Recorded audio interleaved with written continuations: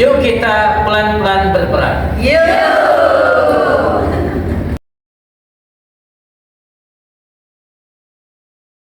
Assalamualaikum warahmatullahi wabarakatuh. Waalaikumsalam warahmatullahi wabarakatuh. Salam Ustaz. Rabbi shrah li sadri wa yassir li amri wahlul 'uqdatam min lisani yafqahu qawli. Rabbi zidni ilman nafi'a wa rizqan thayyiban wa amalan mutaqabbalan. Alhamdulillah, yang pertama kita sama-sama bersyukur kepada Allah ya Bu, diberikan nikmat iman, nikmat sehat, nikmat Islam, dan langkah untuk ke majelis ini di tempat yang insya Allah Allah muliakan, di tempat yang insya Allah banyak malaikat menaungi kita, saat yang tepat untuk banyak-banyak berdoa dan insya Allah langsung kabul ya Ibu.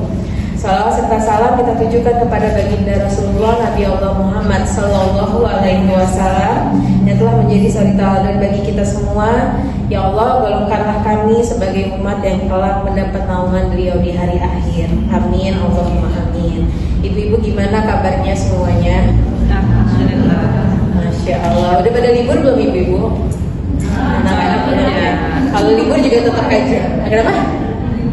Ibu-ibu nggak ada libur ya, ibu juga 24 jam. Alhamdulillah masih diringankan langkahnya ya Bu ya ke kajian ilmu. Insya Allah berkah untuk kita semua, untuk keluarga kita juga. Alhamdulillah Ustadz sudah hadir bersama kita.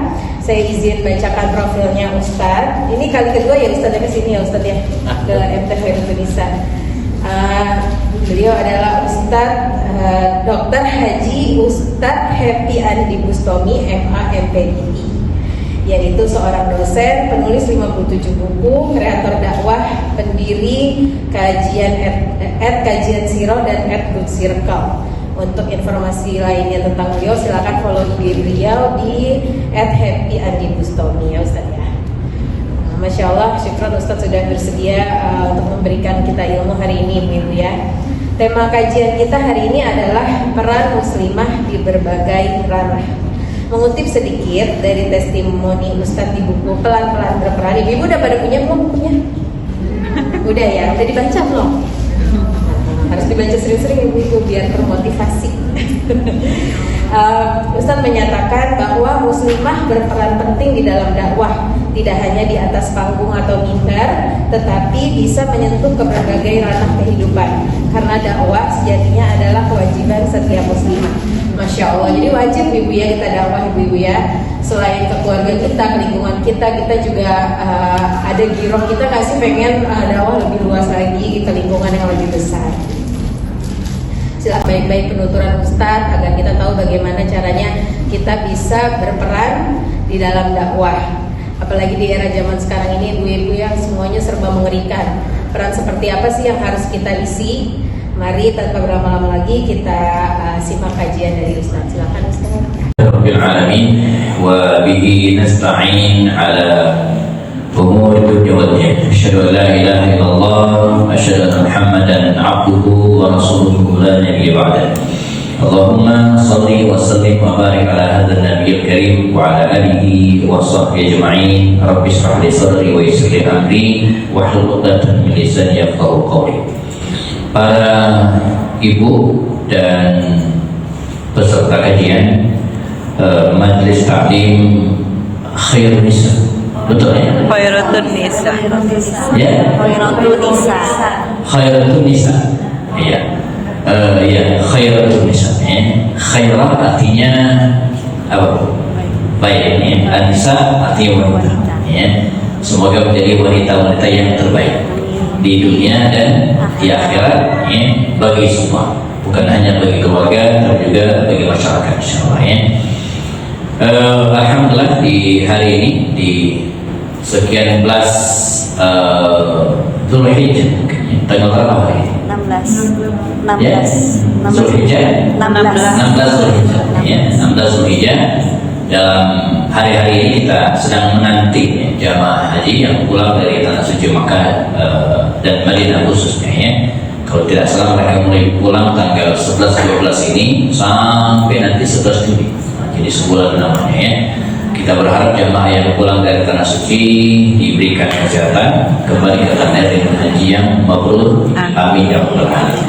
Yang belum berangkat semoga dimudahkan, diberikan rezeki ya Allah. Sudah haji semua? Menuju insyaallah. OTW ya. Oke, tunggu aja ya. Insyaallah. Oke, baik. Selama nanti 1 jam ke depan, insyaallah nanti kita sisakan ruang tanya jawab jika diperlukan. Kita akan mendiskusikan sebuah tema yang menurut saya penting dalam kerangka berpikir kita sebagai seorang muslimah, sebagai seorang wanita, ya, dimana kalau kita lihat di dunia ini ada 2 kutub ekstrim ya, yang menempatkan posisi wanita. Ada yang gaya dulu ya, di era jahiliyah atau kemudian di masa-masa sebelum Islam ya, di mana mereka menempatkan wanita itu sebagai sosok yang nggak ada gunanya. Ya. Kita ingat dialog Amr ibn As ya, ketika beliau berangkat ke Ethiopia Habasyah, melobi raja tersebut agar memulangkan kaum muslimin ke Makkah kembali. Kata Amr bin As yang masih kafir waktu itu, apa itu ajaran Islam? Ya, ajaran yang memuliakan wanita, ajaran yang menyamakan raja seorang wanita bahkan lebih tinggi dari pria.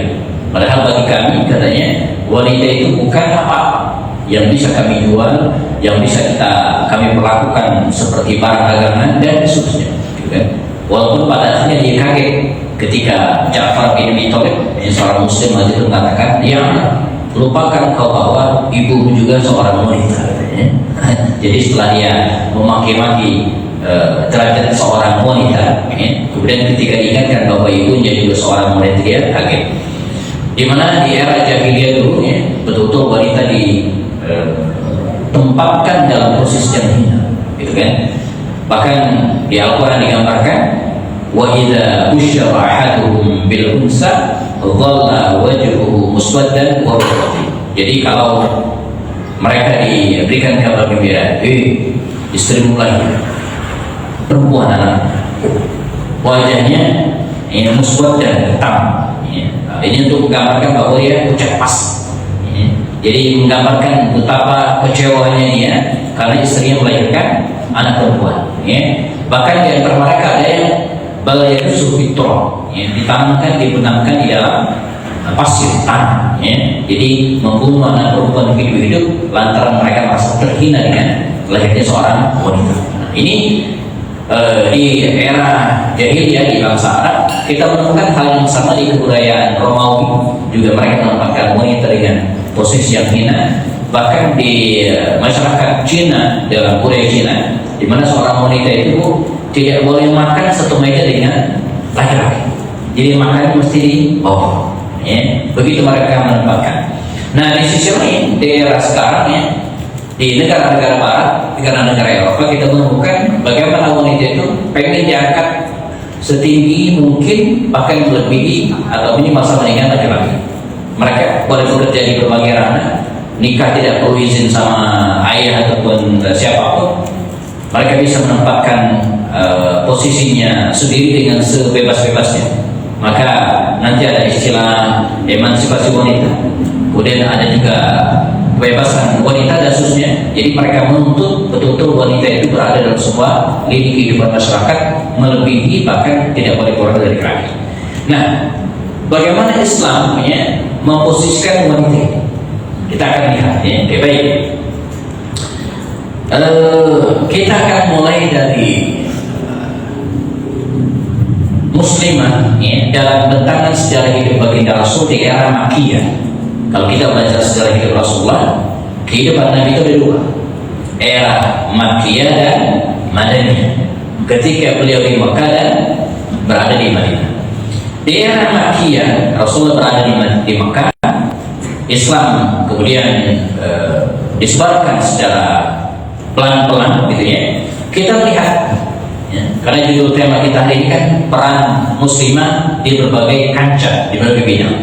Kita melihat potret para muslimah di masa ini. Pertama, Khadijah. Kita pernah bahas pada kajian sebelumnya tentang Khadijah kalau zaman ini ikutnya. Khadijah ini jamaah ibu sekalian Allah adalah seorang wanita yang tangguh, seorang wanita yang kuat, seorang wanita yang memberikan peran yang sangat besar kepada baginda Rasul dalam dakwahnya. Bahkan beliau pun tetap mengundang cemburu istri-istri Nabi walaupun dia sudah meninggal. Kalau orang yang masih hidup wajar dicemburu. Ini orang yang mati, beliau meninggal, masih menyisakan cemburu di kalangan istri Nabi seperti Aisyah. Seorang wanita yang tidak mungkin dilupakan dalam Rasul. Bagaimana mungkin saya melupakan seorang wanita yang kata Rasul apa? Saddaqatni 'inda kadzdzabin nas. Khadijah ini orang yang membenarkan saya ketika orang-orang memutuskan saya. Orang yang telah memberikan semua hartanya ketika saya boykot. Jadi Nabi itu pernah diboykot dari tahun 6 sampai 10 Hijriah, 3 tahun lebih Nabi diboykot, dan Khadijah memberikan semua hartanya untuk Rasul.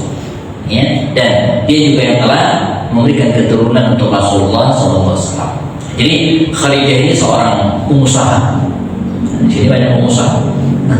Seorang ibu bagi anak-anak Rasulullah, seorang yang betul-betul membackup Rasulullah dari semua sisi, dari hartanya, bukan hanya harta tapi juga mental Rasulullah. Ketika beliau pulang dari Gua Hira menggigil ketakutan, Zabiruni seperti saya, maka orang yang menenangkan Rasulullah, ngasih minum Rasulullah dan membesarkan hati Rasulullah adalah Khadijah. Dan terkenal sekali tip khatir, jangan khawatir wahai suamiku, innaka la tasil rahim, engkau ini orang yang rajin satu rahim, suka ngasih makan orang lain dan seterusnya. Enggak kan, la yuzikallahu abadan, Allah tidak akan pernah menyusahkan. Sosok yang kedua ada namanya Ummu Aiman. Jadi kalau Khadijah tadi seorang pengusaha, pendamping Rasulullah, membackup semua kebutuhan dan aktivitas dakwah Rasulullah, ada sosok Ummu Aiman yang oleh Rasul dipanggil dengan Ummi ba'da Ummi. Apa artinya? Ibuku setelah ibu. Jadi Nabi itu punya ibu namanya Aminah. Nah, ibu keduanya adalah Ummu Aiman, yang nama aslinya Barakah bintu Sa'labah, ibu kedua Rasulullah. Beliaulah sepeninggal Aminah. Ada yang ingat berapa tahun usia Rasulullah ketika Aminah wafat? 6 tahun. Berapa tahun? 6 tahun. Jadi usia Rasulullah waktu itu baru 6 tahun, ibunya tiada. Ayahnya sudah wafat ketika Nabi masih dalam kandungan ibunya. Nah, siapakah sosok wanita yang telah membesarkan Rasulullah, mendidik Rasulullah, mengantarkan dan menyiapkan Rasulullah untuk menjadi pemimpin dunia? Ummu Aiman, Barakah bintu Sa'labah. Kita belajar dari Ummu Aiman ini apa? Bagaimana menyiapkan generasi. Mungkin dia bukan pebisnis seperti Khadijah, mungkin dia bukan pejuang seperti Nusaybah, mungkin dia bukan periwayat hadis seperti Aisyah nanti kita ceritakan, tapi dia adalah itu. Dan ibu ini dalam ungkapan Hafiz Ibrahim beliau mengatakan al-ummu madrasah. Ibu itu adalah sekolah. Jadi sebelum anak kita masuk ke jenjang sekolah paling rendah hari ini apa? Kalau di era saya tahun 80-an, jenjang pendidikan paling rendah itu SD. Maka saya jangan ditanya mana ijazah TK, saya nggak ada. Kalaupun ada pasti palsu ya. Karena saya tidak pernah baca di TK ya. Jadi di era saya tahun 80-an ya, di kampung saya itu nggak ada TK. Sekolah itu langsung SD gitu ya. Nah, kalau hari ini jenjang pendidikan yang paling dasar apa? Apa? PAUD. PAUD berapa tahun? 3 tahun. 3 tahun ya. Nggak ada yang lebih ini lagi, nggak ada. Ada apa? Pendidikan anak. Iya, betul. Jadi sebelum anak tersebut diantarkan ke PAUD, TK nanti SD, maka yang menjadi sekolahnya adalah al-ummu madrasah, kata Hafiz Ibrahim. Idza a'dadtaha a'dadta syaban thayyibal arab. Kalau engkau menyiapkan ibu yang baik, berarti kau telah menyiapkan ibu yang, berarti kau telah menyiapkan generasi yang baik di atasnya. Makanya, Nabi itu berpesan kepada para pemuda. Apa kata Rasul? Takhayyaru li nutfikum. Ya, takhayyaru li nutfikum. Carilah wadah li nutfikum, tempat kalian menanam benih. Jadi anak itu ya, ibarat tanaman itu tergantung banget ke potnya. Kalau potnya tanah itu subur, maka insya Allah tanah juga akan berkembang dengan baik. Tapi sebaliknya, wa idza khabusa, kalau tanahnya itu kering, maka jangan berharap tanah juga akan tumbuh dengan baik. Anak begitu. Manakala seorang anak tumbuh dalam asuhan seorang ibu yang baik, maka insya Allah anak juga tumbuh dengan baik. Ummu Aiman adalah teladan bagi kita hari ini ya, dalam menyiapkan generasi yang baik dari akalnya. Ada Halimah As-Sa'diyah. Ada yang pernah dengar namanya? Halimah As-Sa'diyah. Siapa? Susu. Ibu yang menyusui Rasulullah. Ya, ibu yang menyusui Rasulullah. Ini tradisi ya, kebiasaan bangsa Arab. Jadi dulu ketika anak tersebut lahir, maka ini kebiasaan, saya ulangi lagi ya, disusui oleh orang lain. Ya, ini biasa. Nah, ketika Islam datang, maka ibu yang menyusui itu adalah ibu yang melahirkan. Wal walidatu yurdi'na auladahunna haulain kamil. Ibu yang melahirkan al-walidah, jadi dalam bahasa Arab pada istilah. Ada al-walidah, itu artinya ibu yang melahirkan.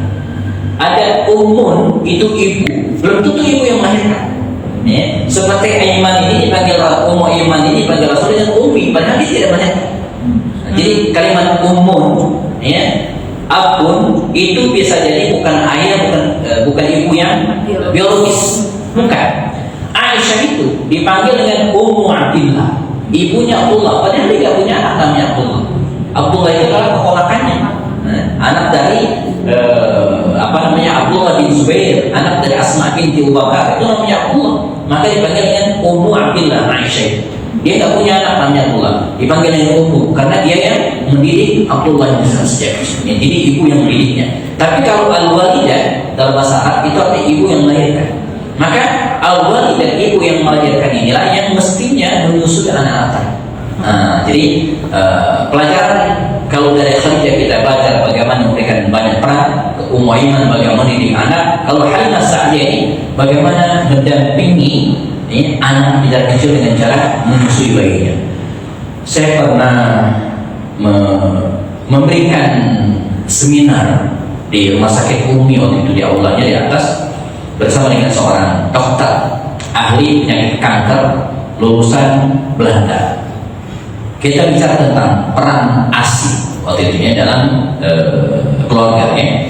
Saya bicara dari aspek fikih, bagaimana hukumnya dan seterusnya. Nah, ibu yang dari Belanda ini orang Indonesia tapi lama berkuliah di Belanda dan pakar ya, tentang kanker ini, dia mengatakan bahwa ketika seorang ibu menyusui anaknya sampai 2 tahun sempurna, itu bukan hanya memberikan efek positif kepada bayi, tapi kepada ibu. Dalam survei mengatakan 96% ibu yang menyusui anaknya dengan sempurna, insya Allah terhindar dari penyakit kanker payudara. Luar biasa ya. Jadi 96% dalam penelitiannya, ibu yang menyusui anaknya dengan sempurna 2 tahun sempurna, maka kemungkinan besar dia terhindar dari penyakit kanker. Dan sebaliknya, kata beliau, 36% dalam penelitiannya, ibu yang tidak menyusui anaknya dengan sempurna terancam penyakit kanker.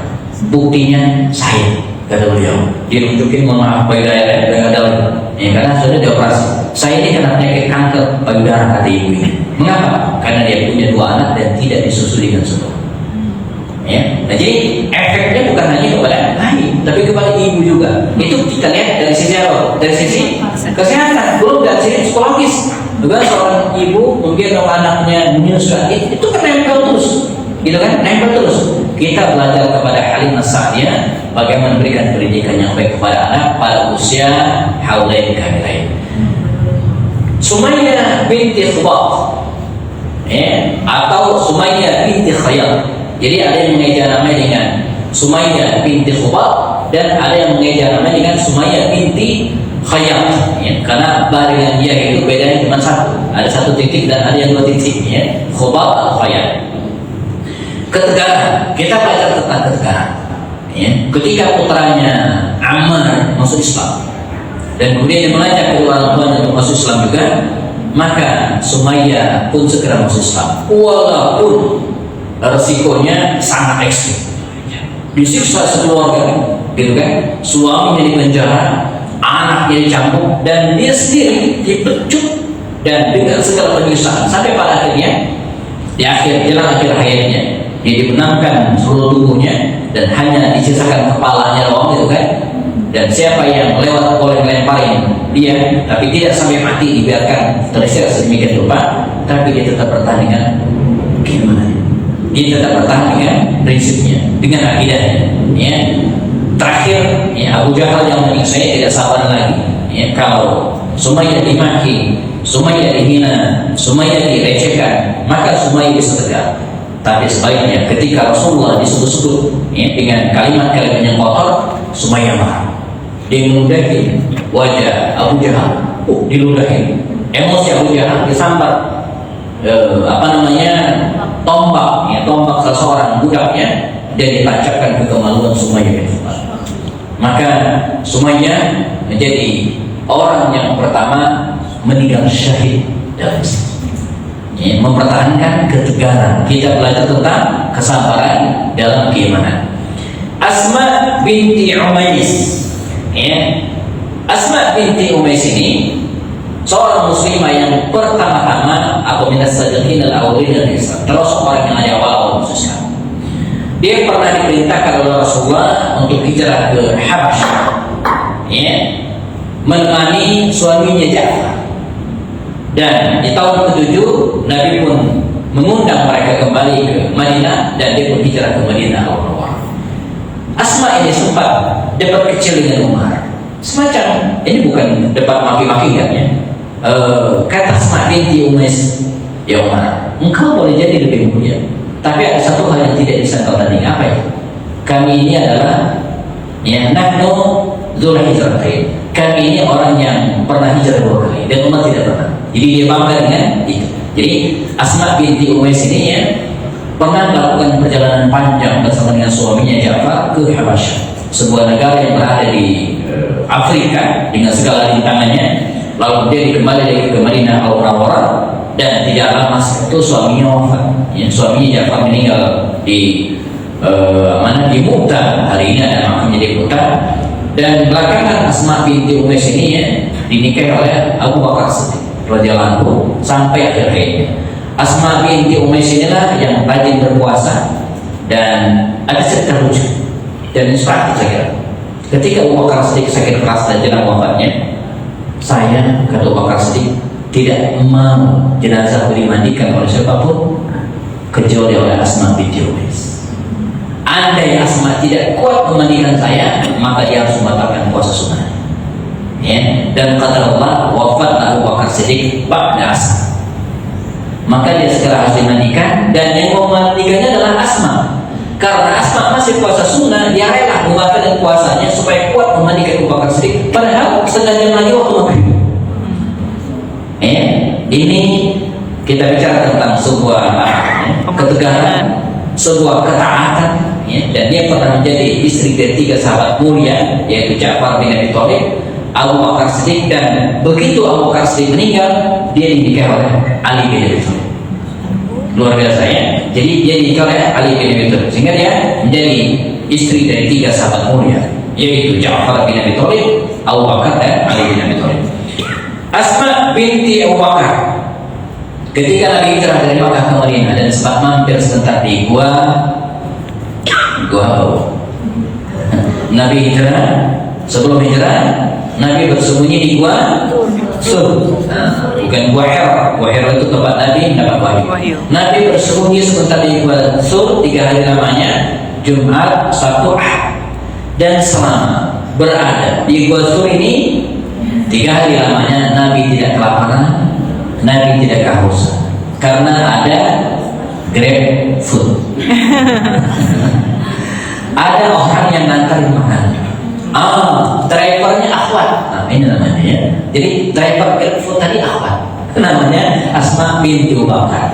Karena dia yang mengantarkan makanan untuk Rasulullah dan ayahnya yang berada di Gua Sur. Saya sekian kali umrah belum pernah ke Gua Sur. Kalau Gua Hira sering. Mengapa? Karena jauh 2 jam. Kami pun katanya saya belum pernah ya. Jadi naik ke atas itu 2 jam. Pengen ya. Untuk saat ini rute dari jalan ke Gua Sur itu sudah ada tanjakan-tanjakannya.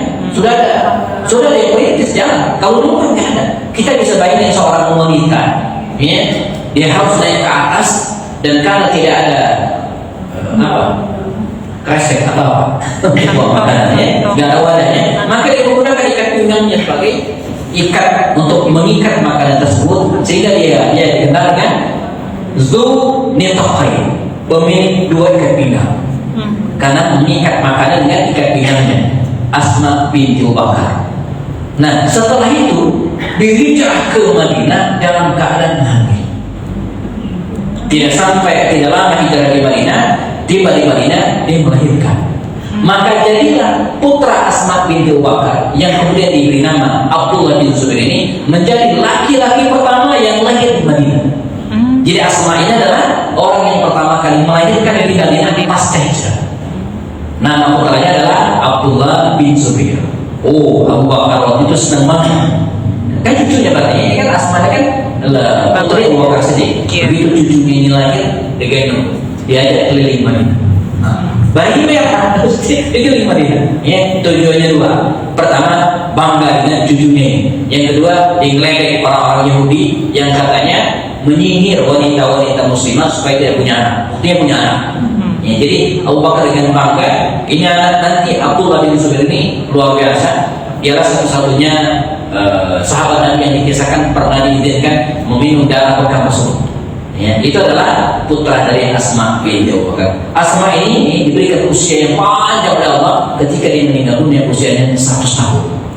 Dan pada usia 100 tahun itu seluruh tubuhnya tidak ada yang berkurang. Giginya utuh, matanya tetap tidak pakai kacamata. Belum ada waktu itu tadi. Telinganya tetap dengan pendengaran yang tajam, meninggal dalam keadaan sehat, segar di usia 100. Tidak lama setelah putranya Abdullah bin Zubair meninggal dulu. Jadi putra yang meninggal dulu baru dia. Ya, di tahun 73 Hijriah. Ya, dalam usia 100 tahun. Karena ketika dihijrah usia 27 dan meninggal usia 73, persis 100 tahun. Ya, dan dia tidak pernah absen dalam setiap peperangan di masa Rasul di ikut serta. Nah, jadi dari sini kita bisa melihat di Ibu dan Jemaah bagaimana para muslim waktu itu memberikan peran yang banyak di berbagai ranah di bidang kita lihat di bidang bisnis, ya, pendidikan anak, ketegaran dalam berdakwah, kemudian kontribusinya dalam hijrah bersama Rasul Sallallahu Alaihi Wasallam. Ya. Nah, sekarang kita akan lihat potret muslimah ya, setelah hijrah. Ya. Pertama, ada sosok yang namanya Ummu Imarah yang kemudian dikenal nama aslinya adalah Musaibah binti Ka'ab.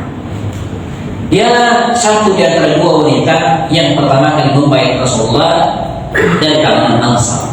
Sebelum Nabi hijrah ke Madinah 2 kali ya, orang-orang Madinah ini datang ketemu Rasul Mekah dan membayar Nabi. Pada bayat yang kedua ada 2 orang wanita, salah seorang di antara Musaibah. Ya.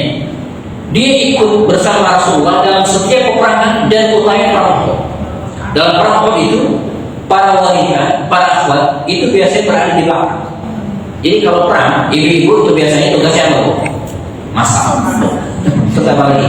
Kalau dulu berperang, ibu-ibu ikut perang. Kira-kira tugasnya pertama masak, nyiapin konsumsi. Yang kedua, medis.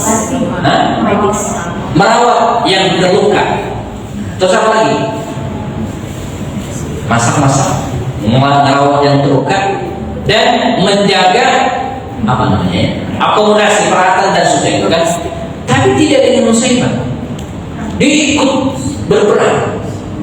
Dia memiliki 2 senjata langsung. Pertama pedang, yang kedua panah. Ternyata ini akhwat Musaibah ini pintar memanah. Dan ini bukan hanya bisa tapi pintar. Dan sisanya jamaah diikut sampai suatu saat di masa Abu Bakar sendiri ada pemberontak yang paling berbahaya dari Musailamatul Kadzdzab, diikut serta walaupun harus kehilangan tangannya bersama dengan putranya Habib bin Zaid al-Ansari. Nah, jadi ternyata para muslim waktu itu pun ya, ada di antara mereka yang ikut berjihad dalam makna, bukan hanya ikut berperang, duduk di belakang di lantai, tapi betul-betul mengangkat senjata, menggunakan pedangnya dengan menggunakan itu anak panahnya. Ya. Itulah teladan yang kita dari Nusaybah. Ada Rufaidah al-Ansariyah, ya. Ketika terjadi perang Khandaq, 25 hari lamanya kaum muslimin dikepung dan terjadilah perang jarak jauh. Ya. Di antara yang terluka waktu itu adalah Sa'id bin Mu'adz, luka parah di sini, dan beberapa yang lain juga kena panah dan kena senjata. Maka para muslim waktu itu bukan hanya makanan, bukan hanya menyiapkan konsumsi jasutnya, tapi mereka buka klinik. Tahu klinik? Ini bahasa saya klinik.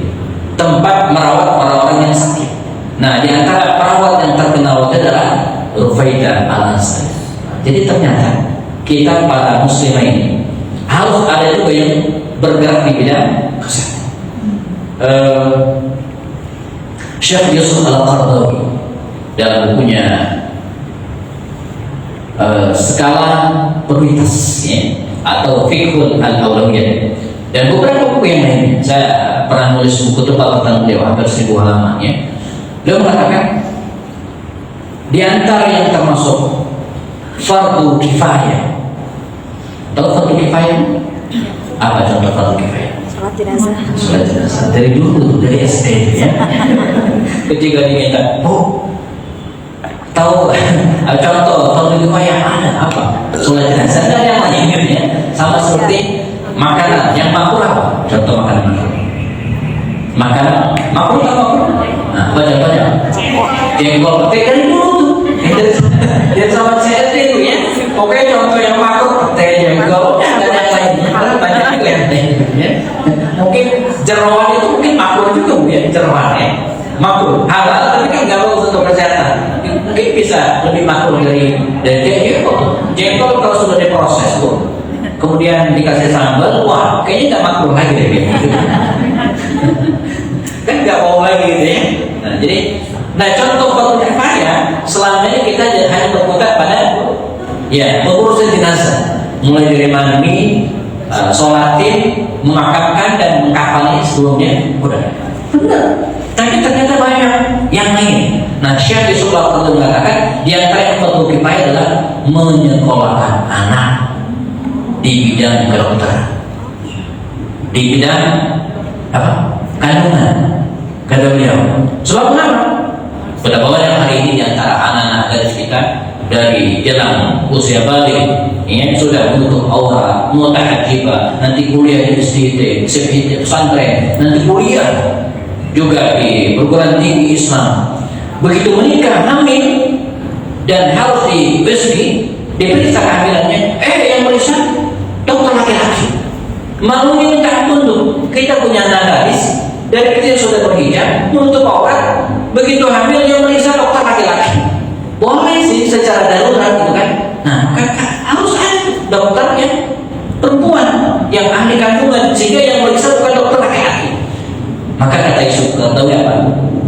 Fardu kifayah bagi kita yang punya anak perempuan ini ya, untuk menyekolahkan anak-anaknya di fakultas kedokteran atau menjadi bidan atau ahli kandungan kasusnya. Nah, salah satu contoh adalah Rufaidah.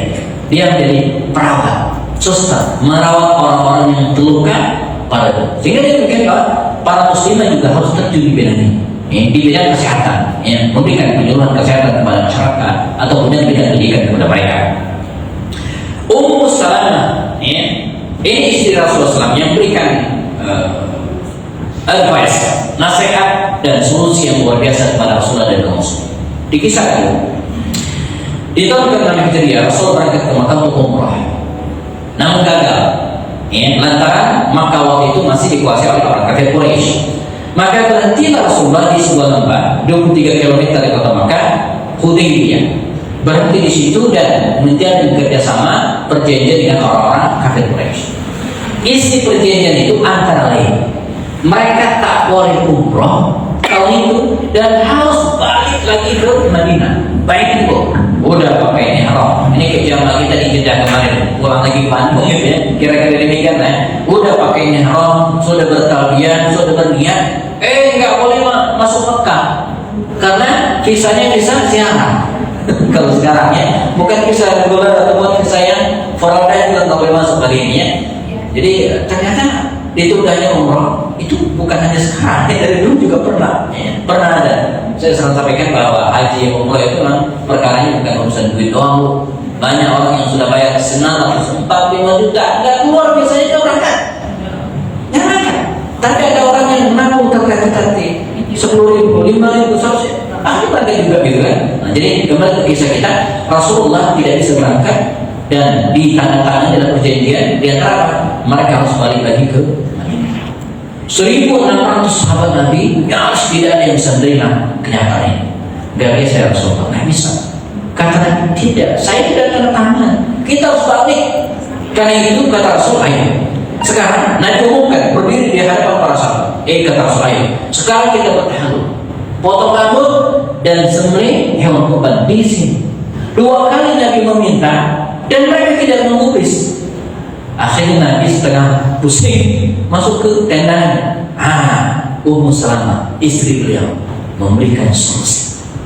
Apa katanya? Ya Rasulullah, nggak usah teriak-teriak, nggak usah ngomong, datang ke hadapan mereka, engkau potong rambutmu dan sembelih kurbanmu. Ini nasihat dari seorang istri Ummu Salamah. Dan Nabi keluar dari tendanya, memotong rambutnya dan menyembelih hewan kurbannya, maka 1.600 orang ikut semua. Dari mana informasi? Saya memberikan nasihat istrinya Ummu Salamah. Maka dalam hal ini, ibu sekalian, para ibu ini harus update, jangan kudet. Harus banyak belajar, harus tahu banyak informasi.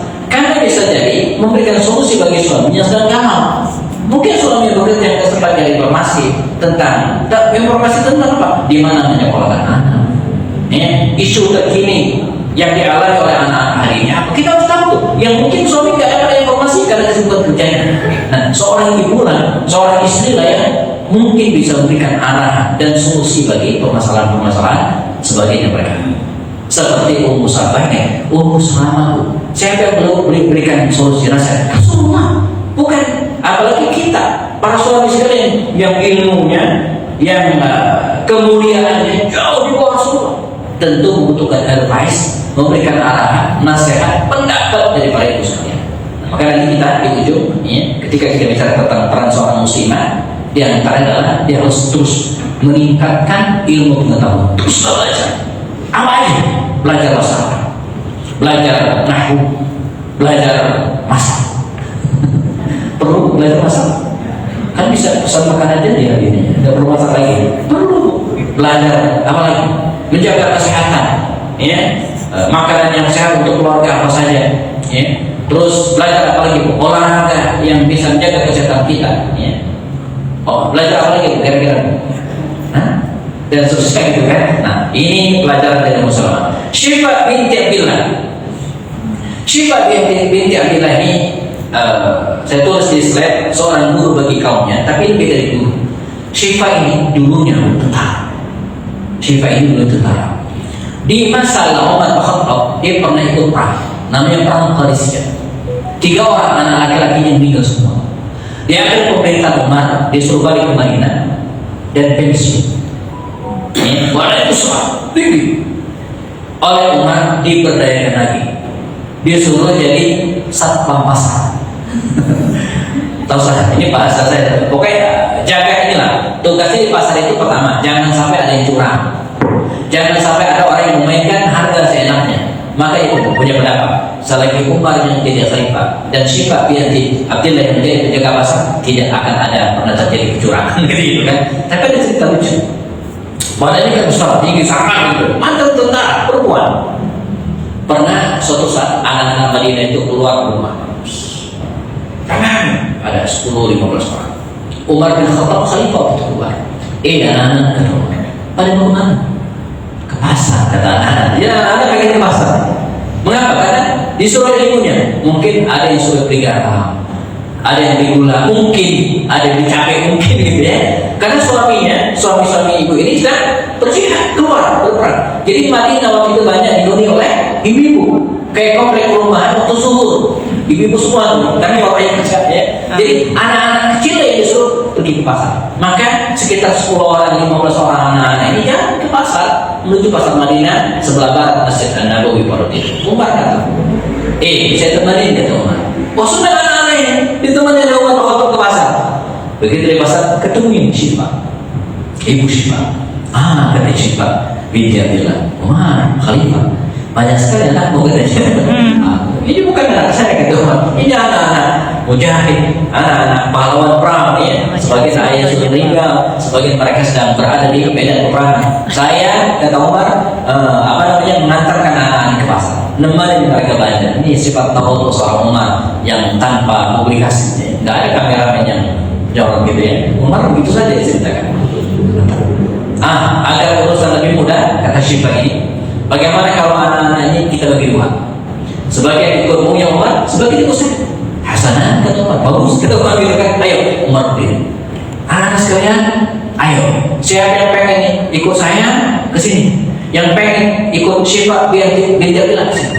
Itu di antara anak-anak itu nggak ada yang ikut ibu Syifa. Semua pengen ikut Umar. Ini bukti bahwa Umar itu sangat sayang dengan anak-anak. Itu Syifa senyum macam bapak gitu diceritakan. Jadi Syifa binti Abdillah ini perannya sangat besar. Mulai dari berjuang mendampingi anak-anak dari jihad sampai usia sudah lanjut disuruh pensiun dari Umar dia mau malah jadi satpam pasar. Jadi dia memberikan perannya, kontribusinya sampai akhir hayat meninggal dunia. Ya. Asma binti Yazid bin Sa'ad nama lengkapnya. Orator. Wah, ini jadi dalam perang Yarmuk ada beberapa wanita yang ikut perang dan yang terkenal adalah Asma binti Yazid bin Sa'ad. Dengan suara yang lantang, dia memberikan motivasi kepada para mujahid waktu itu untuk maju lagi ke medan peperangan. 5 hari peperangan berlangsung. Pada hari pertama dan hari kedua, kondisi kaum muslimin sempat kewalahan. Ya, ada yang lari ke belakang, maka Asma binti Yazid berdiri di atas sebuah besar dan memberikan orasi dengan kata-kata yang menggugah agar mereka lebih semangat lagi dalam berjihad. Hari ini juga demikian. Artinya apa? Asma binti Yazid ini dalam berteladan hari ini kita bisa jadikan contoh sebagai seorang wanita motivator. Contohnya motivator, memberikan motivasi kepada orang lain ya, agar lebih baik lagi dan pekerjaan juga lebih bagus. Aisyah binti Waqid segera nggak usah diceritakan ya, istri Rasulullah menjadi guru dan tempat bertanya bagi para sahabat Abi Farad itu, dan itulah hikmahnya Nabi menikah dengan Aisyah ya. Jadi Aisyah ini ibarat gudang ilmu ya. Jadi dia yang istri Nabi yang paling banyak tahu tentang Rasulullah. Makanya di antara hikmah pernikahan Nabi dengan beberapa wanita itu antara adalah ditami. Dari mana jawabannya ini? Kalau Rasulullah menikah hanya dengan satu istri, Khadijah, dan Khadijah itu wafat, ya, Khadijah meninggal dunia dan Nabi tidak menikah. Kira-kira dari mana kita tahu tata cara tidur Rasulullah? Dari mana kita tahu tata cara Nabi ke toilet? Dari mana kita tahu hal-hal yang privasi, pribadi banget? Dari mana? Dari Aisyah. Aisyah yang tahu hal-hal yang kecil dari Rasulullah. Bagaimana Nabi buang air kecil? Dia tahu. Bagaimana Nabi tidur, dia tahu. Bagaimana Nabi tidur menghadap kemana, dia tahu. Bahkan mohon maaf, apa yang mereka lakukan dan ketika berhubungan suami istri pun ada riwayatnya dari Aisyah. Jadi Aisyah ini menjadi guru, menjadi bertanya bagi umat. Makanya ini yang saya sampaikan kepada masyarakat ataupun para ibu juga ya, untuk melahirkan anak-anak yang kalau tadi ada yang di bidang kedokteran, tapi juga seperti kita butuh ya, wanita yang atau anak-anak atau generasi yang suatu saat menjadi tempat orang bertanya. Wanita jadi tempat orang bertanya. Hari ini kan andalan kita tempat bertanya siapa? Mama Dede doang. Google. Ya, kan? Mama Google. Siapa? Mama Google. Coba mulai Mama Meta. Sebutkan di Indonesia ini ustazah, doktor, hafal Quran, ahli hadis di Indonesia. Siapa kira-kira? Ahli hadis. Siapa? Belum nemu saya. Dulu ada ustazah Yoyo Yusro, almarhum sudah meninggal dunia. Ada juga Ibunda Herlin yang memprovokasi, tapi nggak muncul. Sekarang kemana nggak tahu gitu kan? Tidak terekspos media atau memang dia sibuk di bidang yang lain, gitu kan? Siapa lagi? Nah, mungkin kita akan menyebut ustazah Oki Stiana Dewi. Bisa jadi hafal Quran, doktor, itu kan sekarang lagi menempuh pendidikan di Al Azhar. Tapi beliau lebih terkenal ke artisnya. Iya, betul. Iya, betul.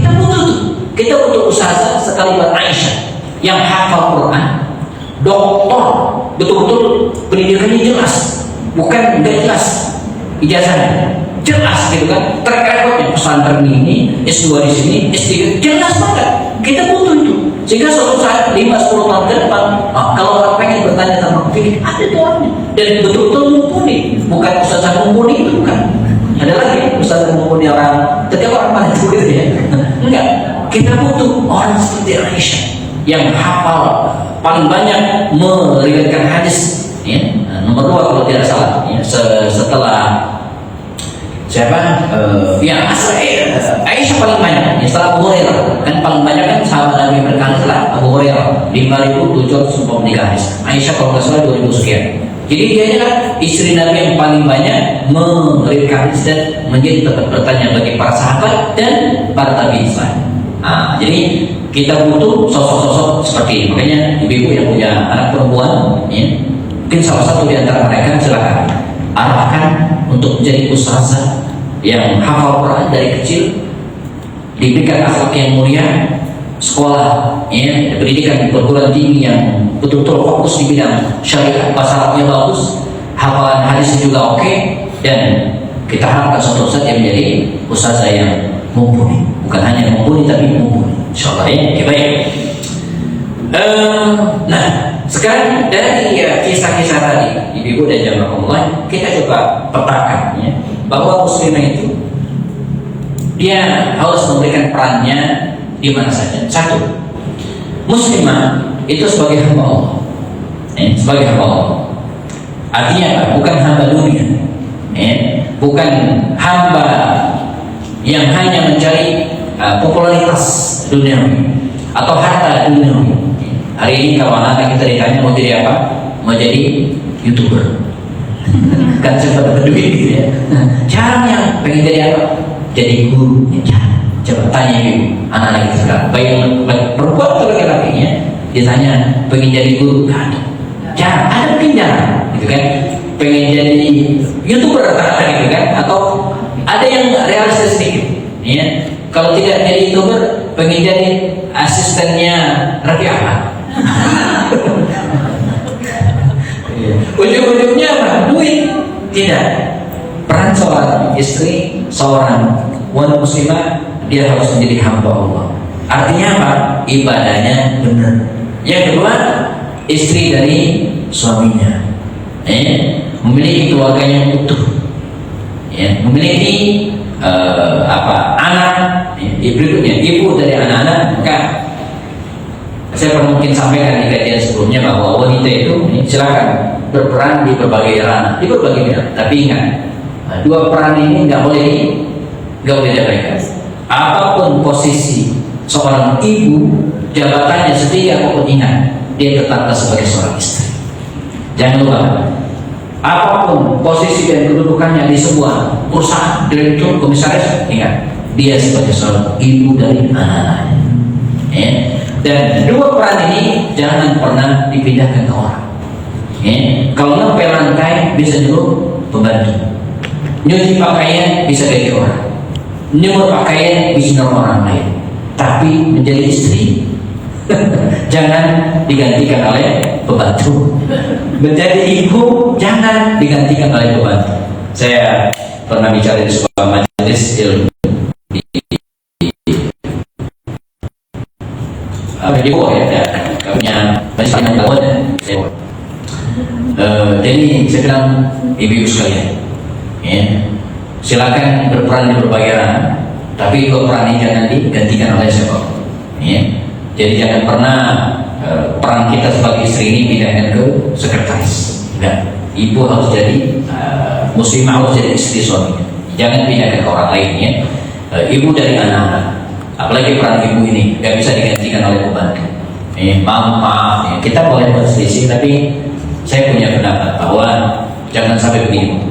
Dulu ketika kuliah, ibu-ibu saya punya prestasi, jauh bahasa Inggris, pintar komunikasi, kemudian segala macam prestasi. Tapi begitu dia menjadi istri atau keluarga, semua prestasi dan kemampuan tadi tidak ada yang berarti untuk anak-anaknya. Mengapa? Karena anak-anaknya dibesarkan oleh orang yang tidak tamat SD. Bisa dipahami? Dia wanita itu berprestasi ketika kuliah dulu, pintar bahasa Inggris, komunikasi bagus, dan segitu kan. Tapi pas yang didik anak-anaknya orang yang tidak tamat SD, orang yang hanya tamat SD, atau mungkin maksimal tamat SMP. Saya belum nemu pembantu tamat S2. Kalau ada boleh ya. Tapi rata-rata tamat SMP atau mungkin nggak tahu kalau udah tamat SMA, oke saja mereka. Masa mungkin gitu kan. Tapi kalau didik anak, nyuapin anak, ini bukan nyuapin hewan, bukan ngasih makan kucing, bukan gitu kan. Kita ya, begitu tangan kita mengambil sendok kita, mengambil makan, nyuapin anak, kita sedang mengajarin anak cara makannya benar, memberikan makanan yang pasti halal, memberikan makanan yang pasti ada gizi, memberikan makanan yang dipastikan sedikit biji atau motoran, gitu kan? Ketika kita mandiin anak kita tidak sedang mandiin hewan kesayangan, enggak. Kita sedang ngajarin anak kita bersuci. Kita sedang ngajarin anak kita bersihkan dirinya, menutup auratnya. Ya, jadi peran sebagai seorang istri, sebagai seorang ibu ini tak tergantikan, tidak boleh digantikan oleh mesin, tak digantikan oleh pembantu, tidak boleh digantikan oleh staf atau sekretaris, harus tetap berada di tangan ibu semua ya, sebagai anggota masyarakat. Kultur subuh tadi di musola saya sampaikan fenomena tentang banyak anak muda hari ini, generasi hari ini yang memilih untuk nyewa rumah daripada membeli, tinggal di apartemen. Ini pilihan, silakan. Tapi saya punya pendapat bahwa kita yang tetap harus punya rumah sendiri. Sebab disitulah kita akan menjadi keluarga, menjadi anggota masyarakat seutuhnya. Ya, di situ kita akan punya tetangga. Di situ kita bisa berperan, kita bisa aktif. Ya. Bukan berarti orang yang ngontrak tinggal apartemen tidak akan bertetangga, tapi tidak akan maksimal. Jadi peran seorang wanita muslimah juga adalah dia harus menjadi bagian dari masyarakat. Ya, jangan hidup sendirian. Ya, menjadi masyarakat, menjadi anggota masyarakat berarti bergabung dalam kehidupan nyata, bukan kehidupan maya. Hari ini di antara kita banyak yang merasa punya bangga, mengapa? Karena punya follower IG yang banyak. Itu namanya berteman di dunia maya. Ya, punya subscriber banyak. Dulu ada film sinetron dulu, PPT, Para Pencari Tuhan. Ada nenek Vega dan nenek Peggy. Ada ingat nggak ini?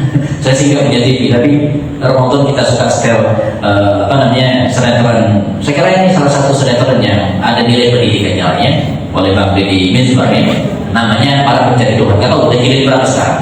Di dalam sebuah share ada dialog nenek Vega dan nenek Peggy.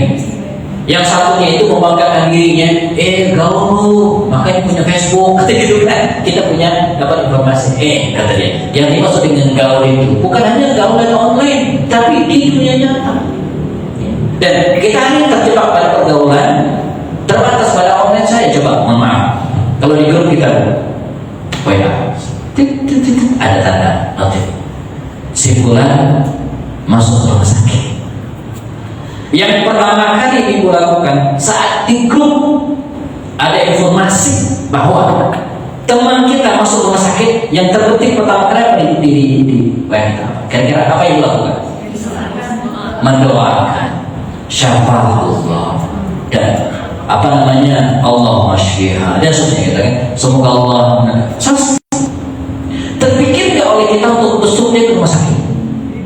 Enggak juga. Udah cukup dengan mengucapkan syafaat. Nah, kalau yang nikah di grup Apa yang kita lakukan? Inna lillahi wa inna ilaihi raji'un. Allahumma firlah. Itu pun kadang salah, yang meninggal lagi tapi Allah firlah. Kopi pas di atas. Terpikir oleh kita untuk datang ke rumahnya?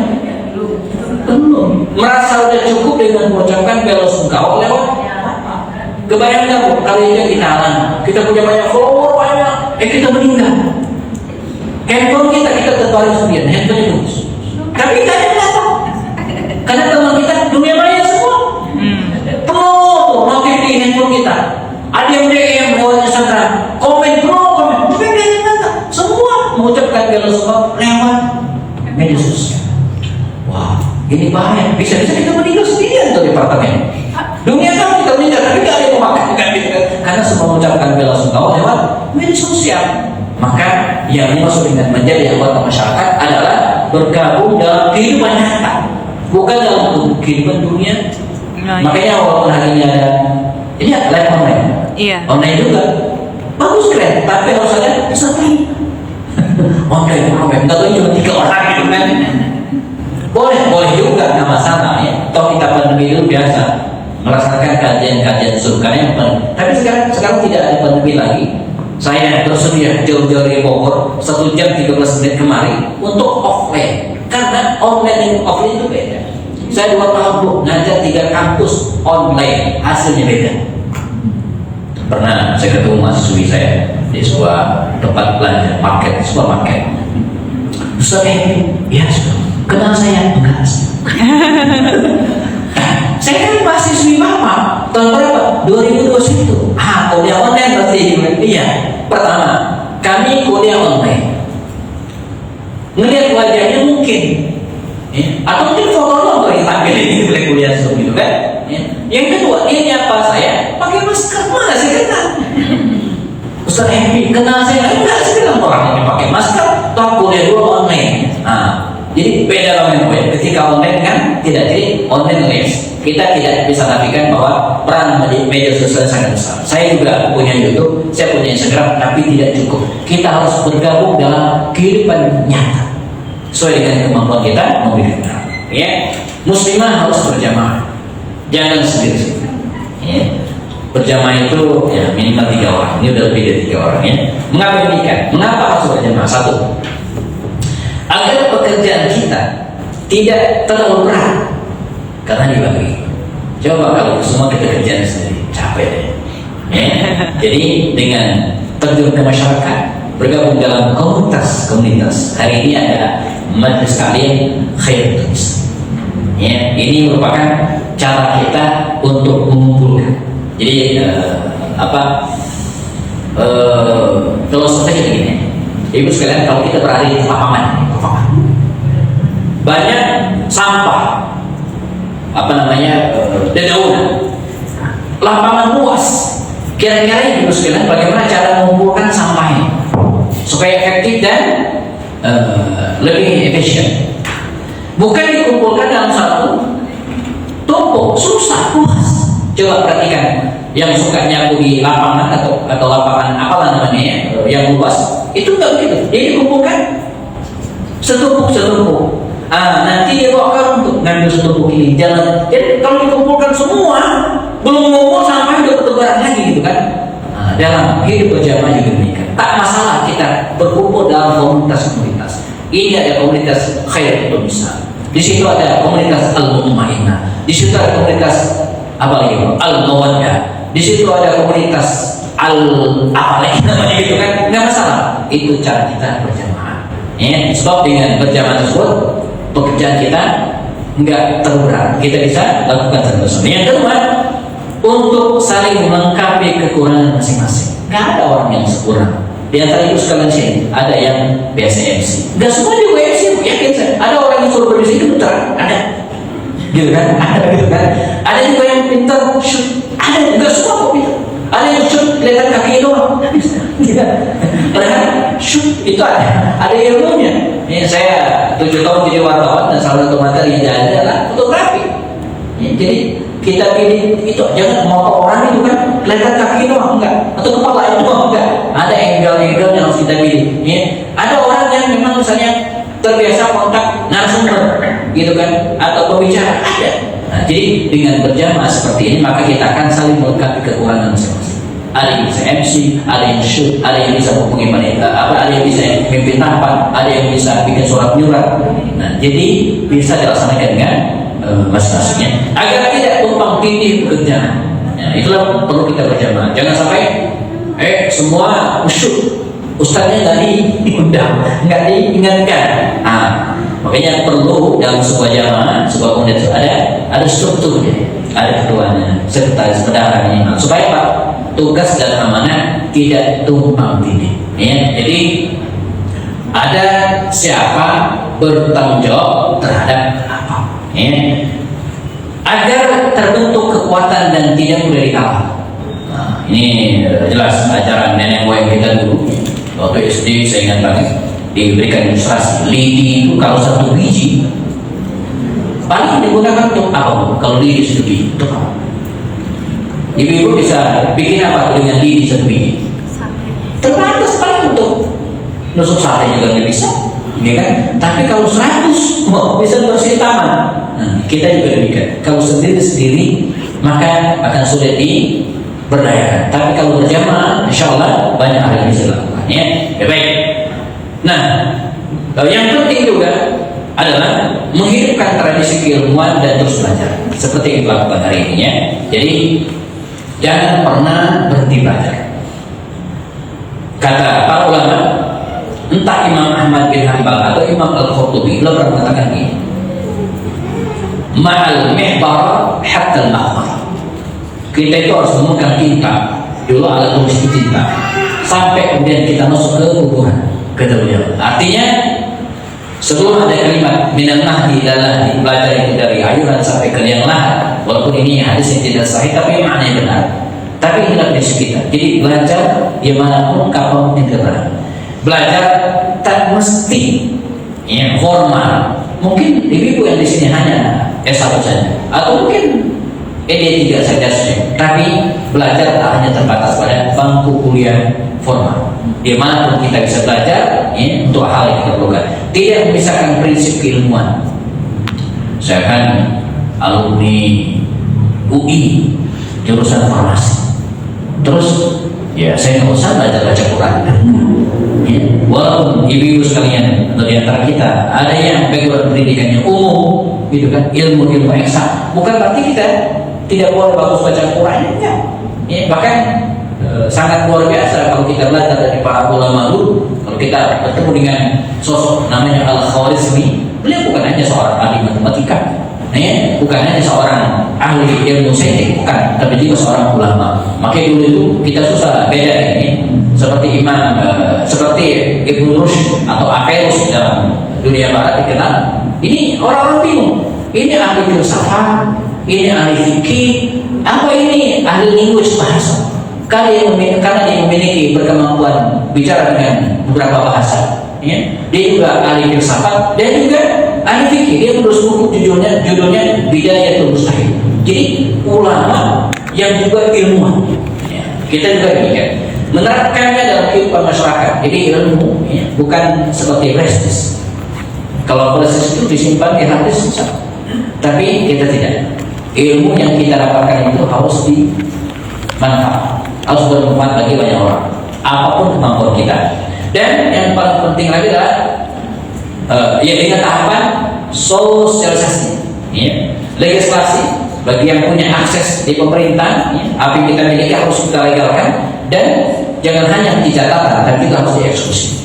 Mendakwahkan dan mengajak orang lain, nah, jangan sendirian. Jadi sekarang ada kelas online belajar bahasa Arab, ajak yang lain, jangan sendirian. Ada kelas belajar fikih, ajak yang lain, jangan sendirian.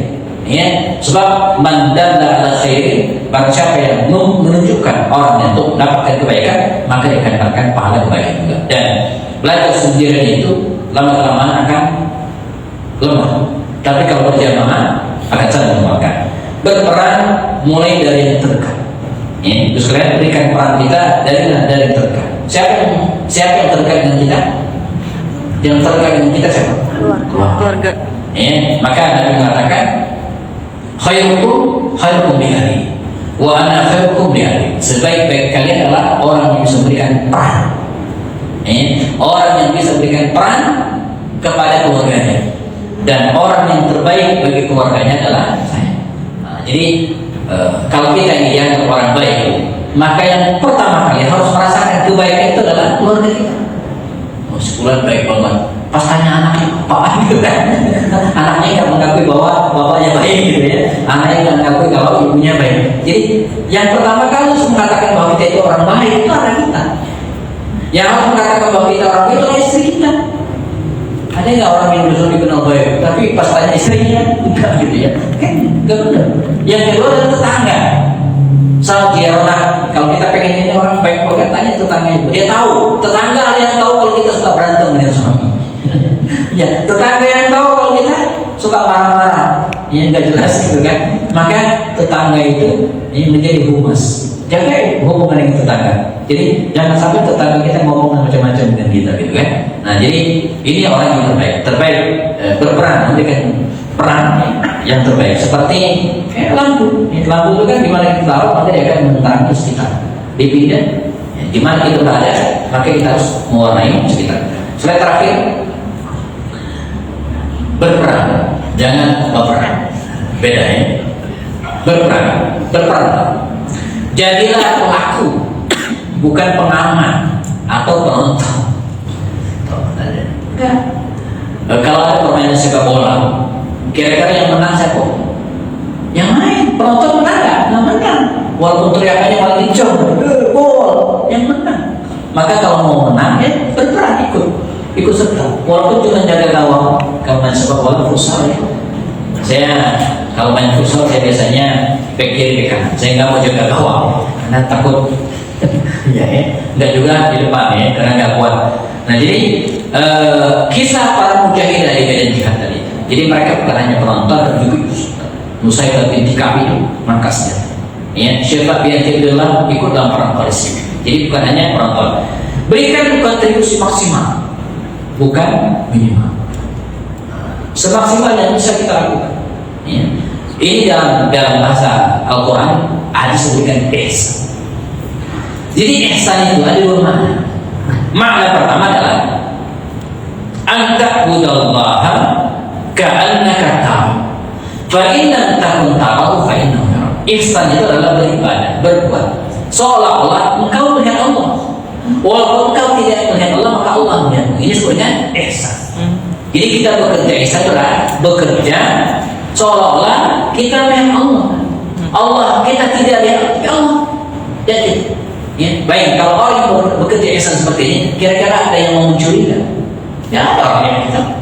Ya, CCTV masjid kita ini suatu saat ada CCTV kan? Suatu saat akan robek, akan full disk penuh, nggak bisa direkam lagi. Tapi CCTV-nya Allah kan?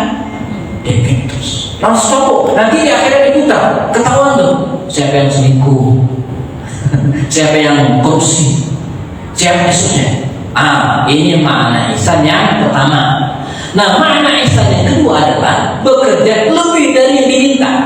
Contoh, di musola kita ini mungkin ada office boy yang diamanai untuk bersihkan masjid kita ini. Tugasnya adalah ngebersihin ruangan ini. Dia bukan hanya bersihin ruangan, setelah selesai bersih semua, di luar dia bersihin juga. Itu berbuat ihsan. Jadi ihsan itu apa? Melakukan suatu kebaikan lebih dari yang dituntut, lebih.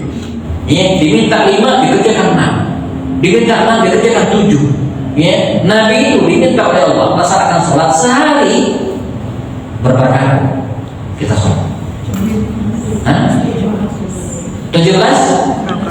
17 rakaat, tapi Nabi sholatnya 40 rakaat. Karena ada sholat duhanya, ada sholat malamnya, ada sholat rawatibnya. Ini ihsan. Jadi ihsan itu. Jadi kalau dalam sebuah tingkatan karyawan, ada karyawan yang zalim. Karyawan zalim itu adalah disuruh masuk jam 7, pulang jam 5. Dia masuk jam 9, pulang jam 3. Ini zalim. Ini karyawan zalim. Ada karyawan yang profesional. Betul, masuk jam 7, pulang jam 5. Tapi ada karyawan yang ihsan. Jam 6 dari kantor, pulang jam 6. Ini yang ihsan. Tapi bukan hanya karyawan yang ihsan dan zalim, perusahaan juga ada yang zalim. Misalnya gajian setiap tanggal 5, tanggal 10 belum gajian, ini zalim di perusahaan. Ya. Nah, yang ihsan dia bukan hanya menggaji tapi ngasih juga bonus. Dalam aktivitas sehari-hari kita harus memberikannya ihsan terbaik. Ya. Bahkan dalam berkurban pun juga demikian. Apa kata Rasul? Fa idza dzabhtum fa ahsinul dzabh. Kendati pun kalian harus menyembelih, itu harus dengan cara yang ihsan. Maka menyembelih hewan itu nggak boleh menyakiti. Saya kemarin di antara yang kita evaluasi dalam kurban di samping rumah saya di musola adalah tentang bukan menyembelih, tapi proses melumpuhkan hewan itu. Jadi udah kurban 5 nggak mau sampai. Kapan dia roboh? Ketika kelelahan, kecapean. Wah, ini nggak benar, kita evaluasi. Saya bilang pada next kurban harus cari cara bagaimana merobohin sapi ini cepat, jangan disiksa. Udah jatuh bangun lagi, jatuh bangun. Medicine saja yang jatuh bangun, jangan. Jadi menyembelih pun harus ihsan. Apa kata Rasulnya? Fal yahda syafaratahu wal yurid dzabita. Hendaklah yang menajamkan pisaunya dan mengistirahatkan hewannya, jangan disiksa. Makanya disunahkan ketika menyembelih hewan kurban itu, teman-temannya yang belum dikurban itu jangan usah lihat, ditutupin matanya, gitu kan? Jadi yang ditutup matanya siapa? Yang hewannya belum dikurbankan, jangan dia lihat teman-temannya di sebelah stres dia. Ya, bahkan harus diperlakukan dengan sebaik mungkin. Nah, dalam hidup juga mungkin berikan kontribusi maksimal. Ya, Nusaybah binti Ka'ab tadi sampai akhir hayat nggak pernah pensiun, sampai perang Yamamah di masa Bakar Siddiq. Dia putus asa, ngambek, kecewa, untung, apa enggak ya? Tapi ketika ada masalah, yang pertama kali dicari bukan kambing hitam, tapi solusi. Ibu, bisa kita bikin acara malam hari, masuk ke sebuah ruangan gelap. Kira-kira kan kita pengen masuk ke dalam ruangan. Bayangan kita ruangan itu sudah terang benderang. Bayangan kita begitu masuk gelap. Kira-kira apa yang harus kita lakukan? Maki-maki panitia. Gimana sih panitia ini? Ini jamaah sudah datang, masjid masih kosong, masjid masih gelap, AC nggak nyalain. Apa kita harus kita lakukan? Nyalain orang enggak? Yang pertama kali kita lakukan adalah nyalain lampunya, nyalain AC-nya. Nah, soal nanti ada evaluasi ya, tapi yang pertama kali kita lakukan ketika ada masalah adalah mencari solusi, bukan mencari kambing hitam. Kasihan kambingnya. Terakhir, coba kita tanya jawab ya. Berikan nasihat, bukan makian. Pernah di masa Umar bin Khattab ada seorang Umar yang pernah didatangi oleh para jomblo bujangan. Ya Khalifah, mbok ya batasi mahar karena kami pengen menikah, tapi para akhwat ini minta mahar gede sekali. Mbok ya bikin aturan. Maka Umar mengumumkan bagi yang pengen menikah dan minta mahar tidak boleh lebih dari 400 dirham. Maharnya wanita itu kalau minta tidak boleh lebih dari 400 dirham. Berapa 400 dirham itu? Ya, 1 dirham itu rubuh dinar, seperempat dinar. 1 dinar itu seharga seekor kambing. 1 ekor kambing berapa sekarang? Mana jual kambing mana? Jualkan kambing mana? Jualkan kambing. Anggap saja 4 juta ya, 4 juta. Berarti seperempatnya 1 dirham itu sama dengan 1 juta. Ini 4 juta. Gede juga sebenarnya ya. Tapi itu untuk ukuran waktu itu mungkin biasa. Jadi kata Umar, kalau para akhwat dilamar jangan lebih dari 4 juta. 400 dirham, 400 dirham. Ya. Begitu diumumkan, ibu katakan, ya Umar, katanya gitu kan. Ini enggak benar. Enggak ada aturan dari Al-Quran, tidak ada petunjuk dari hadis. Ini adalah kebebasan seorang wanita yang untuk menentukan harga maharnya. Kata Umar, shadaqat imra'ah wa akhrajah. Ibu itu benar dan Umar yang salah. Nah, jadi apa yang kita belajar dari ibu ini? Ya, dia langsung sampaikan. Dia nggak maki-maki di belakang, dia penyakit kita ini ya. Ikut rapat nggak setuju, di belakang maki-maki gitu kan, di belakang dulu sampaikan waktu rapat kalau tidak setuju. Begitu rapat kalian selesai, jangan ada yang maki-maki lagi, jangan ada yang ngomong di belakang, selesai di tempat. Ibu itu angkat tangan, saya tidak setuju begini-begini, dan kata orang oke, usul ibu itu. Nah, jadi berikan nasihat, arahan, bukan makian, nyinyiran, apalagi ucapan-ucapannya tidak benar. Terakhir jemaah, marilah kita, apapun kondisi kita, berikanlah peran kita di masyarakat sesuai dengan kemampuan kita, berperan walaupun pelan, sedikit demi sedikit, lama-kelamaan banyak. Insyaallah ya. Baik, jam di studio 10.39. Ini jamnya telat kayaknya. Ya. Jam saya waktu Greenwich. Kita sisakan waktu mungkin sekitar 15-20 menit. Jika ada yang ingin ditambahkan, ditanyakan, diprotes, monggo. Saya persilakan. Assalamualaikum warahmatullahi wabarakatuh. Waalaikumsalam. Alhamdulillah nambah ilmu kita ya ibu ya, mulai dari ilmu sirah sampai gimana caranya berperan tapi gak baperan. Ibu-ibu mungkin ada yang mau bertanya kepada Ustaz? Boleh dua orang ya Ustaz ya? Boleh, silakan. Mbak Bita, satu lagi, ada lagi? Iya, oke. Langsung ya Ustaz ya. Assalamualaikum warahmatullahi wabarakatuh. Insyaallah, terima kasih Ustadz. Ini kita jadi termotivasi untuk terus mengupgrade ya Ustadz ya, mengupgrade skill kita supaya kita bisa menjadi lebih bermanfaat bagi keluarga dan lingkungan kita. Semoga kita bisa menjadi khadimun nisa, sebaik-baik wanita. Amin. Ustadz, ini ingin bertanya terkait ya, kita paham dalam Al-Ahzab ayat 33 kan sebaik-baik tempat teman di rumah bagi wanita begitu ya. Tapi kemudian mohon Ustadz bisa memberikan pencerahan bagi kami yang mungkin punya anak perempuan yang mau memasuki jenjang kuliah yang sudah harus mulai fokus untuk memilih nanti kuliahnya di bidang apa dan di mana.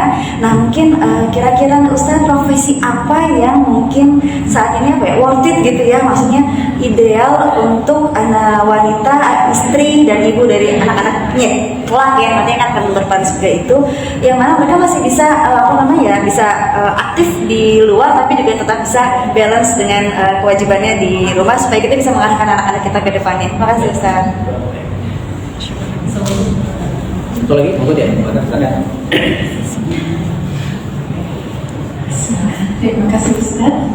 Izin bertanya. Pertama, terima kasih atas segala yang sudah dibahas Ustaz. Cuma saya berpikir kenapa tidak ada dibahas Maryam, karena wanita satu-satunya disebutkan di dalam Al-Quran. Itu dia. Satu, yang kedua, bagaimana kita mengantisipasi dengan teknologi yang semakin canggih, khususnya ibu-ibu saya pribadi, dengan pengaruh negatif untuk anak-anak. Salah satunya jadi curhat, bisa mereka dengan HP-nya, gadgetnya bukan main, lebih dulu gitu dibandingkan panggilan suara ibunya atau panggilan azan. Jadi karena kita di rumah, tapi tetap terus berusaha. Cuma saya minta saran, mungkin Ustaz bisa berikan khususnya kepada saya gitu. Terima kasih Ustaz. Langsung Bu ya? Nanti kalau ada bisa. Bismillah. Ya, pertama tentang milih kuliah ini terus terang agak relate dengan saya ya. Seorang putri saya di Bakang lulus SMA dan sekarang sedang memilih jurusan dan bukan jurusan perguruan tinggi ya, walaupun sudah ada beberapa pilihan dan beberapa kepastian ya, karena sudah diterima, tapi kalau ada yang terbaik mungkin akan pilih yang lain gitu ya. Pertama, dalam hal ini kita harus mendampingi mereka ya, jadi jangan biarkan mereka sendiri yang memilih. Kita dampingi, bahkan mestinya jauh sebelumnya ya, dari kelas 2 sudah harus diarahkan ya. Mendampingi tapi bukan memaksakan kehendak. Gini, terusan di antara 5 anak saya, kami dari awal pengen salah seorang di antara mereka itu pengen jadi dokter, tapi nggak ada yang mau. Nggak ada yang mau. Sudah, ini yang ketiga yang lulus dan belum ada yang masuk fakultas kedokteran. Yang pertama mengajar sekarang jadi guru, yang nomor 2 masih kuliah, dari SD ditanya sampai lulus SMA konsisten cita-citanya pengen jadi ustaz. Maka kami kuliahkan di pesantren dan di perguruan tinggi Islam Libya Jakarta ya. Nah, Iya. yang pengen jadi dokter ya sampai sekarang belum ada. Nah, mungkin yang keempat ini tapi baru kelas 1, kelas 2, masuk kelas 2 SMA kita akan terakhir kita diskusi dia suka dengan hewan. Ada kecenderungan pengen jadi dokter hewan, tapi saya nggak setuju. Ngapain mau ngobatin kucing? Mendingan orang. Ini masih on the way ya, karena masih SMA ya. Nah, yang taman ini sudah kita diskusikan dari awal untuk memilih sesuai dengan kebutuhan masyarakat. Saya bilang tadi Indonesia ini butuh ustaz, dia butuh ahli fikih, dia butuh tempat orang bertanya. Jadi kalau bisa ada di antara yang berdua ini anak saya yang susah kita bayangkan dia untuk jadi ustaz. Jadi yang betul-betul mumpuni gitu kan. Nah, gitu. Akhirnya alhamdulillah selesai hafal Qurannya 30 juz. Dan nanti minggu besok wisuda pesantren, minggu depan lagi wisuda hafalan Quran selesai 30 juz ya. Dan mungkin yang berdua juga beberapa pilihan ya. Dan semuanya menjurus ke agama Islam maksudnya syariah atau dan kalau tidak bahasa Arab, bahkan pengennya ke luar negeri ke Timur Tengah ya. Cuman karena akhwat tidak sebebas yang laki-laki ya. Artinya apa? Pertama itu tadi dampingi, jangan biarkan mereka sendirian mencari, tapi untuk kita rapi, searching bareng, diskusi bareng, jangan biarkan sendirian. Yang kedua adalah jangan memaksakan, ya. Jangan memaksakan jurusan yang tidak disukai oleh anak kita, dan karenanya ya, hendaklah kita paparkan atau kemudian hadirkan di tengah kita itu pilihan-pilihan. Ada plan A, plan B, plan C.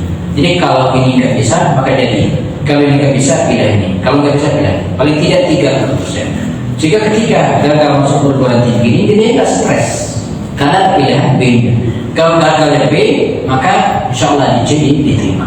Nah, jadi memilih perguruan tinggi itu pertama jangan biarkan sendirian anak kita, ya, tapi betul harus didampingi. Kemudian yang kedua jangan memaksakan kehendak dengan jurusan kuliah yang tidak disukai oleh anak-anak kita. Kemudian yang ketiga adalah buat pilihan-pilihan, tiga pilihan sehingga ketika satu gagal maka ada dua pilihan yang berikutnya. Ada pun pertanyaan tentang peran atau profesi apa yang kira-kira dibutuhkan oleh masyarakat hari ini, baik untuk keluarganya ataupun masyarakat. Sekarang hampir semua bisa ya. Seperti di bidang kesehatan kita butuh hari ini dokter-dokter, akhwat-akhwat yang bergerak di bidang kesehatan.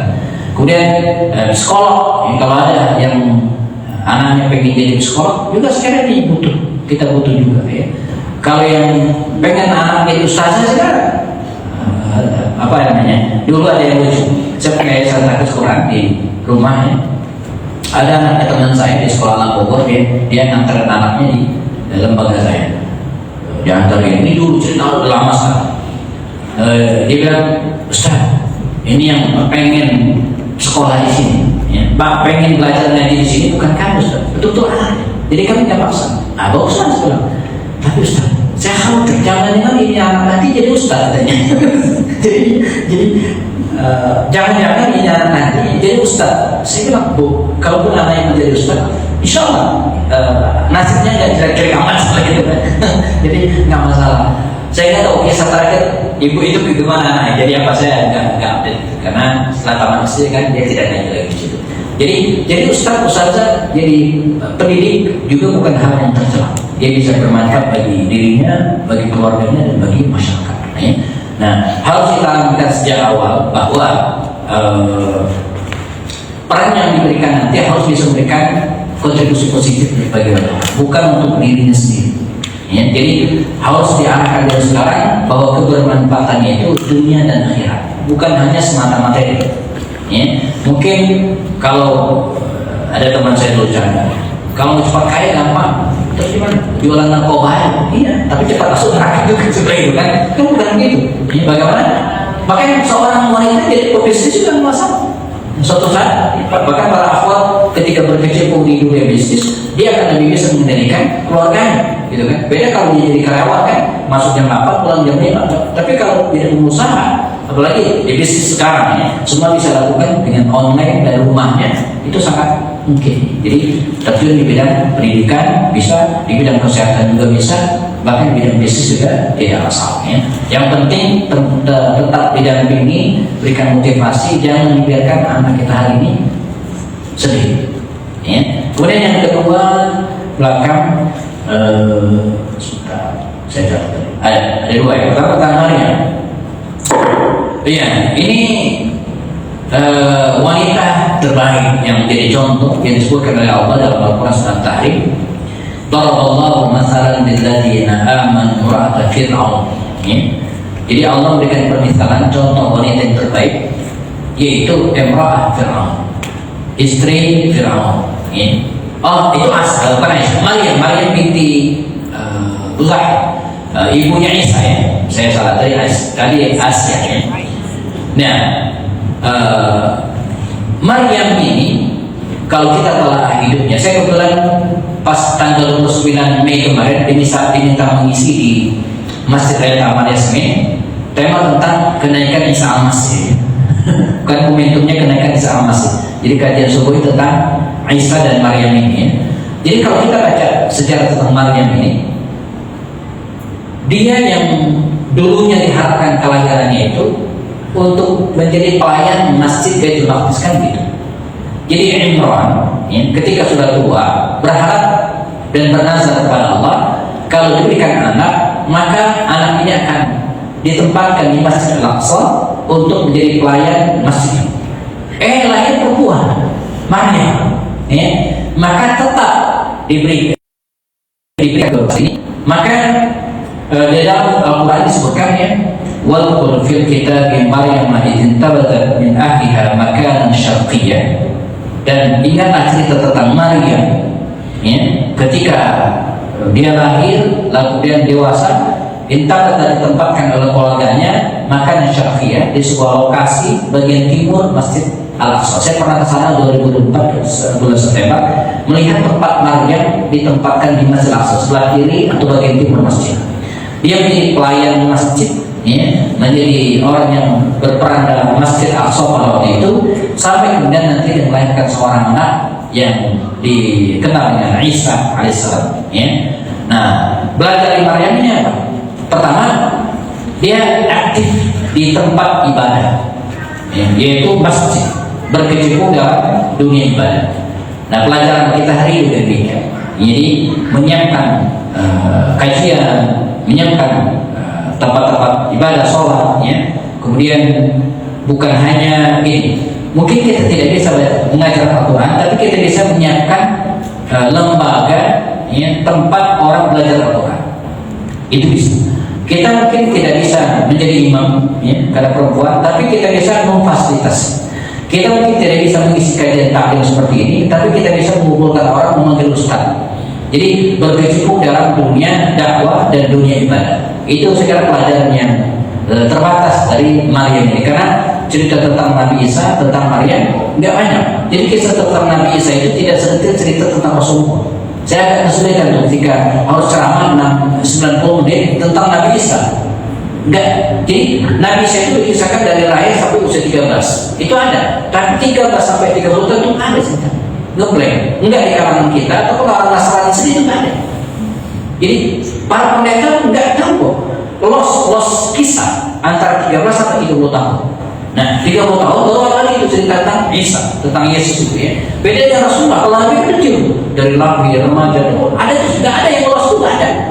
Tapi Isa los kontak. Saya baca dari kitab Qasas Al-Anbiya yang Imam Bukhari sama.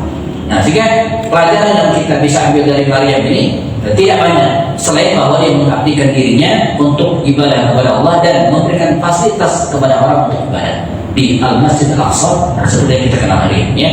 Kemudian yang kedua tentang ya bagaimana memperlakukan handphone gadget dengan bijak. Begini, dunia hari ini khususnya pasca pandemi agak sulit ya, kita berpisah dengan handphone ya. Dan demikian juga dengan anak-anak kita. Ini pandemi kemarin itu betul-betul mengubah wajah pendidikan kita ya. Sebelumnya ada ketentuan kalau sekolah harus sekolah tidak boleh bawa handphone, ya kan?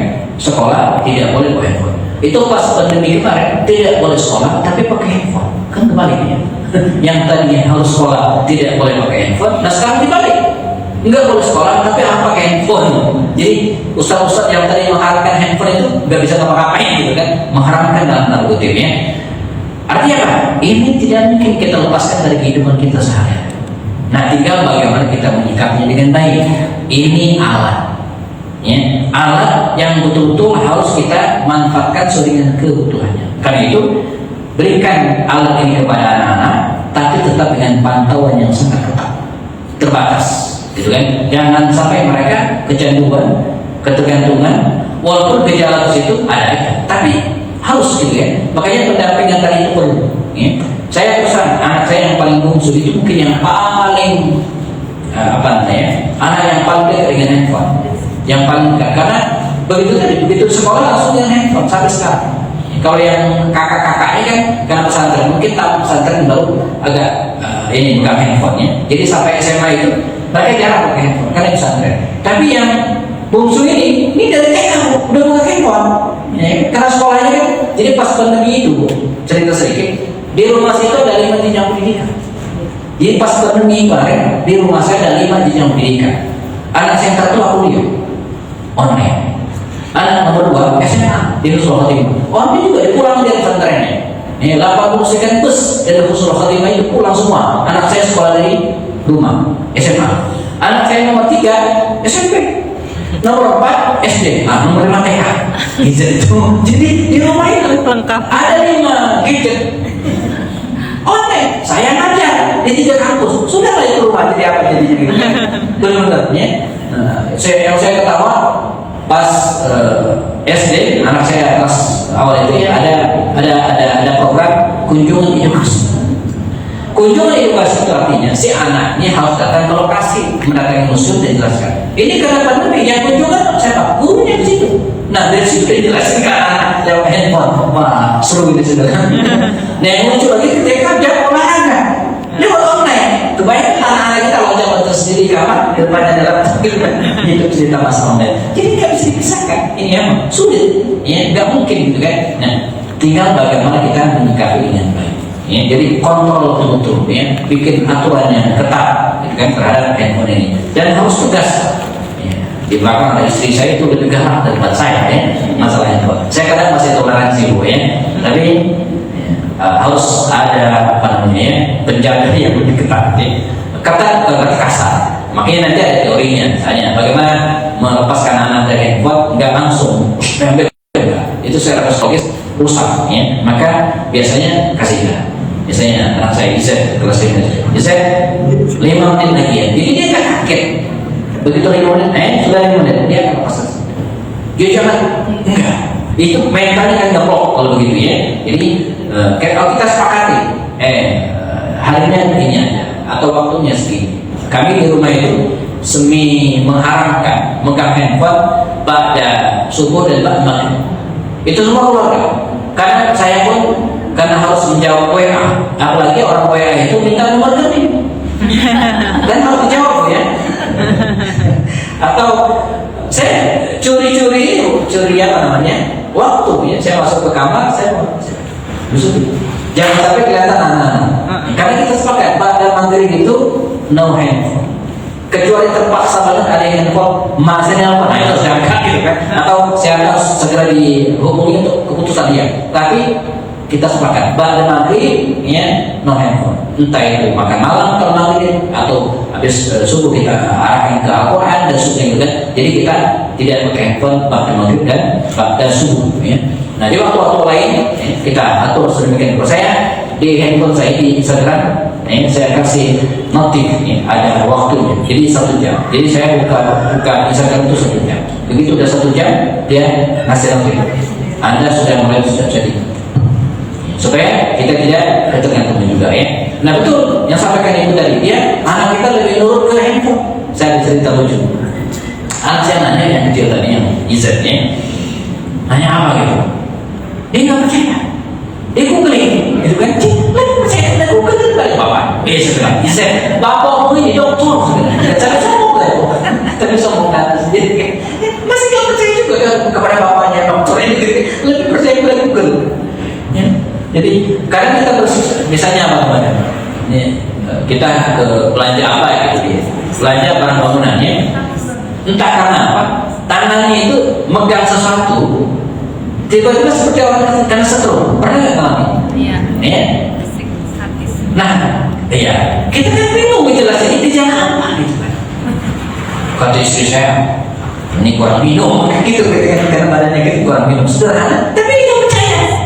Dia tidak percaya apa? Ketika kita googling sama-sama, percaya. Ayo kita sama-sama kita googling. Benar-benar luar biasa ya. Jadi dia lebih percaya pada Google daripada bapaknya yang dokter ini. Ya kadang memang kita memang harus lebih tahu lebih dulu daripada anak. Itu rumusnya. Dan ini seninya ya. Pernah entah ke saya atau umumnya dia nanya, Abi, tinggi Monas berapa? Kan kita nggak tahu tinggi Monas berapa ya. Ibu tahu nggak tinggi Monas berapa? Dia nanya ke Google. Jawab Google, tahu Google. Ini masalah yang akhirnya Google lebih pintar daripada mana. Nah, jadi kita harus lebih lebih update lah gitu ya dalam hal ini. Tapi poin itu tadi ya, saya termasuk orang yang masih membolehkan anak-anak berhandphone ya dengan ukuran waktu dengan usia tertentu, tapi tidak bablas, kontrol betul-betul, terutama malam hari.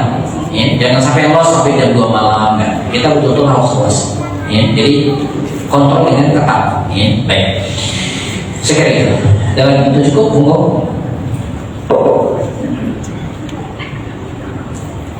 Yuk kita pelan-pelan berperan.